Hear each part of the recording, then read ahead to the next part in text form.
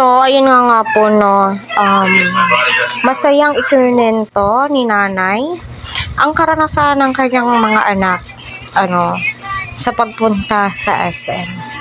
Baka sa kanilang mukha na sila ay tuwang-tuwa dahil nga sa wakas ay na-experience po nilang gumala with the Kalingap. Sa Kalingap lang po nila ito naranasan.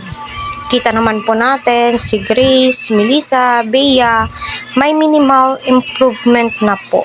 Habang tumatagal ay makikita po natin na totoo ang paglingap ni Kalingap Prab na may bakas saya sa kanilang mukha.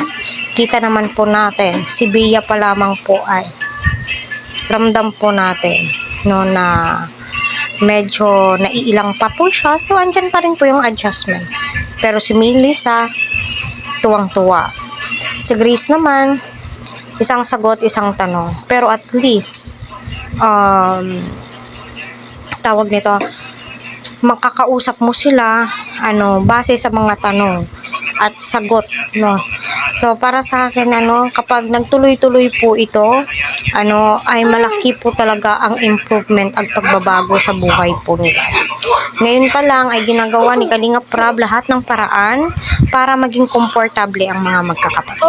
Ika nga ni nanay, ang kahilingan ng kanyang anak ay makapunta at na-experience ulit po nila ang pagpunta sa SM. Kasi hindi po nila lubos akalain na ganun pala kaganda.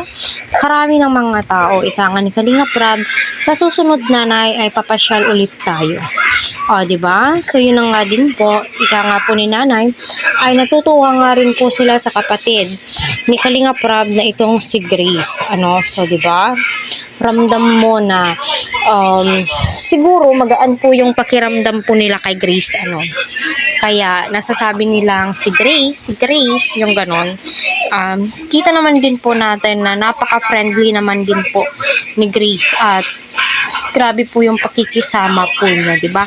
Para sa akin, tuloy-tuloy lang po at kita naman po natin ang laki ng improvement. May minimal improvement na po ang magkakapatid.